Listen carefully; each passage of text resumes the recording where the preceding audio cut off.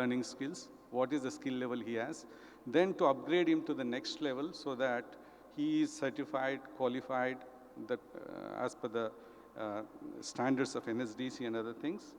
We have proposing this even entrepreneurship development, all these things. The strategies, you need to have an institutional structure for doing this.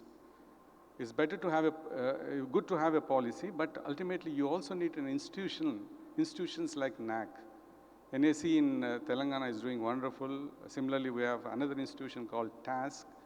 NAC deals with the stakeholders in the construction industry, while the TASK deals with the IT industry, IT-enabled services. So this is our, the policy says, the draft policy. It is still in the draft stage. We would also request inputs from the delegates here. We're trying to build institutions like NAC, different sectors, so that all the youth in Telangana are skilled and employed properly. Job-oriented skills, quality and acceptability to skill training, standards, national occupational standards, NCVT certifications, skill gap, long-term strategy for skill development and entrepreneurial development. Sorry, I'm rushing through. It's almost a 1 hour thing. And importantly, the industry interface. Industry interface is very important. Like NAC, not to say something, it's a very good example. It has been set up by the industry, the construction industry. The construction industry, the builders, the contractors of Telangana state, or AP state, have contributed certain portion of their work contract bills and put in the coffers of the government. So government has spent the whole facility which now is being conducted. The Telangana government, AP government at the time, has allotted 160 acres of the land. Part of it is NAC, part of it is High-Tech, part of it is Novotel. Of course, the land has been given to the Novotel on full sale basis. So all the inputs, if the industry owns the particular pillar or the academy, the inputs will come from the industry, and we can redesign, modify the courses so that really it meets their requirements. That is very important. So industry involvement is very much important. This is the edifice of the skill development mission which Telangana government is trying to do. So several pillars, like we said, NAC, TASK, and also they are called sectoral pillars, over which a management committees, and then a mission director, executive council, and governing council. Ecosystem of the skill development, of course, which we have talked about, maybe previous one. The proposed pillars which the government is now tentatively proposing is NAC, then the TASK, Telangana Academic Skills and Knowledge, agriculture sector, a pillar, an academy like this for the agriculture sector, an academy like this for manufacturing, SSI sectoral pillar, pharma, tourism. These are the sunrise sectors. We are trying to target the sunrise sectors where a lot of jobs will come in the future, so that our unemployed youth are trained and placed there. NAC, it's a case study. It's a industry-backed or industry-driven initiative. The contractors have contributed, and the governing council is chaired by the chief minister of the state, and there is an executive, chief director general is an executive for that. And this academy trains skill development, skill upgradation, and skill testing. NAC also conducts a postgraduate diploma program and EDP, MDP, contractor development, finishing school programs. So every sectoral pillar will target the whole stakeholder group. Because every sector will have very low skilled people, middle skilled people, and the top level guys.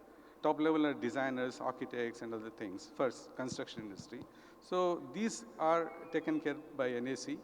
Similarly, for IT-enabled services, the high-level skills, like you have security, cyber security.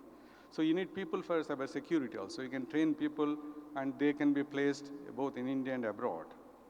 Training methodology for all these sectoral pillars proposing to be 20 and 80%. 20% is a theory, 80% is practical. It is not like those, again, similar formal education where you get a certificate, a qualification, but you don't have the skill. the trust more, they can also fund these skilling programs. In addition to this, the sectoral pillar will also generate its own funds by delivering programs at the high-end level programs. Thank you very much. We would like your inputs. Thank you, sir.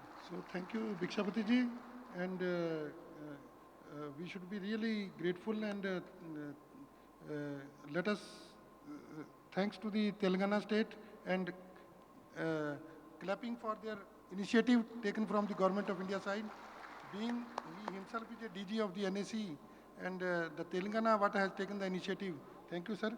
And now, of course, it is a backdoor entry, but it is only because of they are working in a tough area and very, very crucial system. So I request Dr. Porwalji to please be brief by telling us the specific experience of the border roads, how they work. They themselves are training the people, taking from the remote area and working for the nation. Thank you, sir. Yeah, we invite Dr. S.S. Purwal, Additional Director General, BRO East, to give his ideas in that brief 3-4 minutes, sir. Thank you for giving me opportunity. I would like to share. I've almost spent more than 35 years in border roads, and all you know, border road is a departmental work construction agency. And we also employ a worksman like any of the construction firm. We employ a lakh plus various skilled, highly skilled, non-skilled people. Let me share my experience. We all know what are the issues and concerns. And yesterday I have also covered in my presidential speech also, we have a huge gap of supply and demand that need to be bridged. Now many of the private institutions, engineering colleges and other institutions are not subscribed to some of the spare capacity can be straight away utilized for skilling development. And let me tell you, skill development is a two-way. It has to be on the job, at the same time parallelly the theoretical thing. And audio-visual training to the workers will be one of the most powerful tools. What we can do, on one side, we can list all the issues and concerns, what Mr. Saneha has come out with his experience. Because of various government welfare schemes, people are not available. So, I think we have to mention all the issues, 7, 8 on the left side. On right side, what are the probable solutions? Third, we are the government of India is a stakeholder, state governments are stakeholders, industry stakeholder, and population. So let us optimize the model by sitting together, assessing the requirement, and border road is also provided a lot of worksmen. Let me tell you, our attrition rate is very high. So I said, nothing, not to worry. The people are going within our country. Even if they're going outside the country, we get the revenue.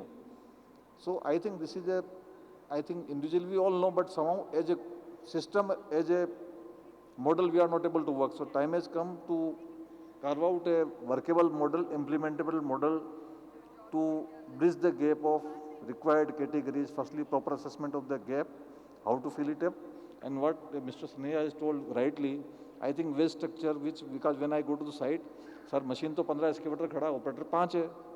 मैंने कहा, why don't you, sir, वो तो हम 15,000 देते हैं, you pay 25,000, who stops you? So, firstly, we have to give them fair wages, we have to look after them, particularly in remote area, we have a lot of problem.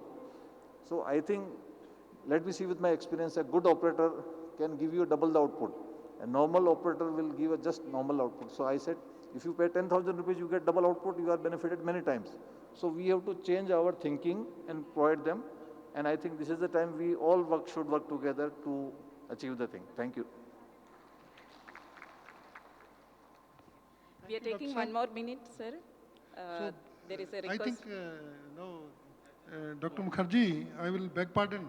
Very, very important announcement. Of course, as a chairman, I am, just a minute, I am skipping my own presentation, though I myself have a misunderstanding that the material and the background knowledge, what I have tried to be a civil engineer, to gain and to learn for the skill development, I had a misunderstanding that I know better than this. But I am not going to speak anything.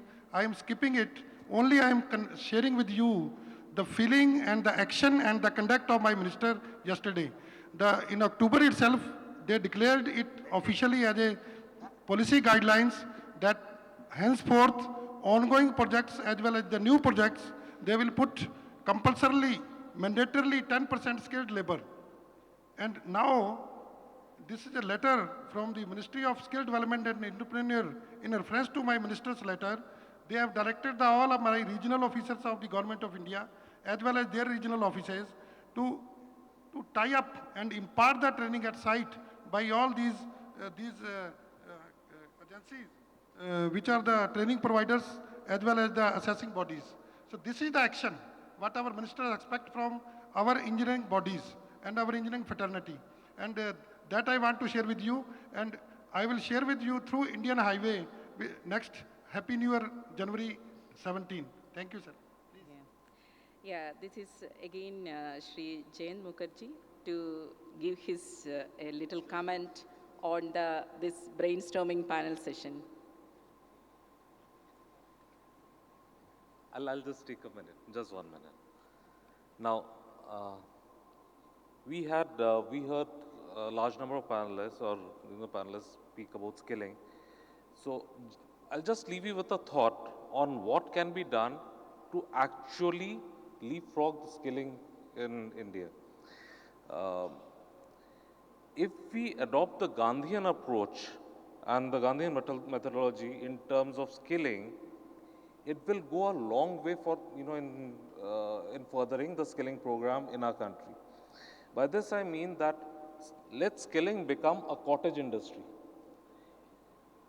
If NSC and institutions like NAC have and are doing a wonderful job, but if NSC is to train or skill people just for the construction sector, etc., we'll require 4,000 to 5,000 NSCs, which to my mind is not possible. So therefore, we'll have to take it as a cottage industry, as a cottage sector, and impart the skilling programs. Take it to the grassroots level, to that panchayat level, to that block level. And only then shall we be able to achieve the targets that are required. Thanks a lot. So by this, okay.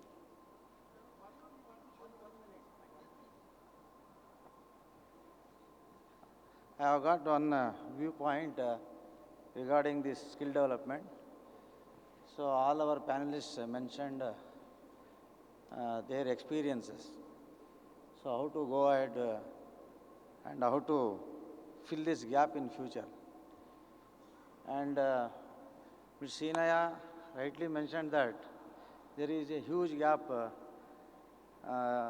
of skilled labor in the construction industry.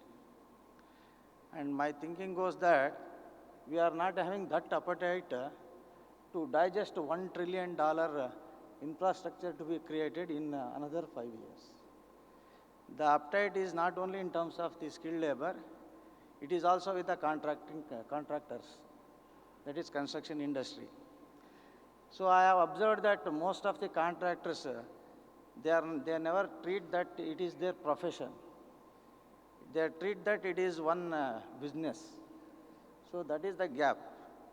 They should not treat that as a business. They should that it is their profession. So most of the contractors, what we observed, particularly in a rural sector, they simply do the work without applying any thought or mind. So I suggest that construction industry leader, Mrs. Sinaya, can take care of that construction. Contractors should also be part of the training program, so that we can have the appetite to digest $1 trillion construction activity in another 5 years. So what our Honorable Prime Minister envisaged to build our country on a sound footing. Thank you. Thank you, Reddy ji. And you want to respond? So I really appreciate the audience being the lunchtime. Everyone is waiting and it is so interesting, I feel. So this customary, sir, please, I request the madams to please bring something. For the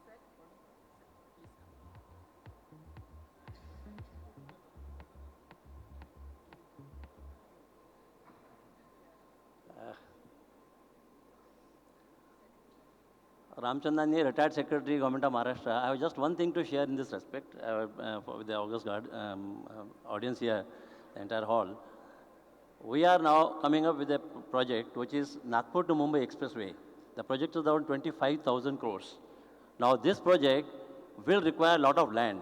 When we acquire land from the farmers, they say that land is acquired, our only skill was to do the agriculture work. Now what will do, our next generation will be doing if we part with the land. So what we thought of, to provide them an opportunity for skilling them so that they can work on the project itself. So on this project, we have divided this entire project into 24 segments, and at every node where there is an interchange to exit this particular expressway, we are now coming up with a skill development center. And that is how this particular project is going to give opportunity to all the local people who will get trained and will be working in the adjoining projects later on after the project is over. This is the way we are trying to do in our state. On one single project, we'll be having 24 skill development centers. Each one will be developing not less than 4,000 people. That is what we are doing. Thank you. Thank you, Ramchandranji. Sir, Now, thanks yeah, to right, my sir. co-chair and my learned panelists, and as a customary, now, and not last, rather I am more grateful to the Augusta House to have a great patience. And customary, sir, let us Yeah. finish the So token of regard to the panelists, and Yeah. then we will go for the lunch. Again, we will assemble here for the next session, which is a business meeting Yeah. So we, at around 2:30. yeah, I request chairman to give the memento to Srinaya.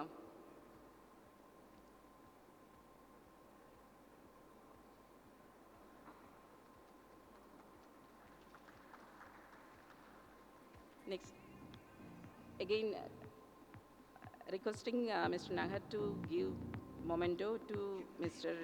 Jayan Mukherjee.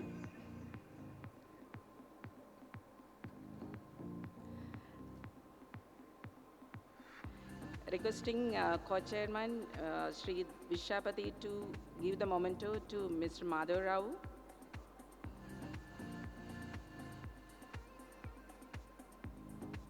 And again, Mr. Purwal, sir. So the next is the chairman will be giving a memento to co-chair. Yeah.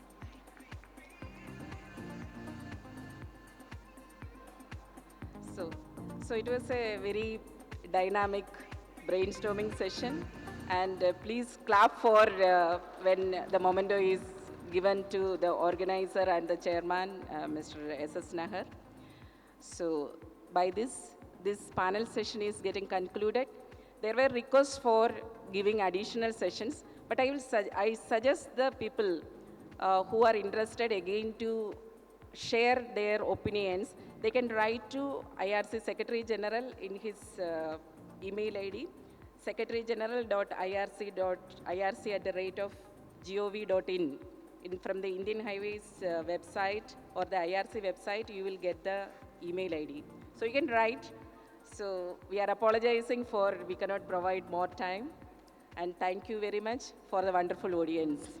And thanks to all.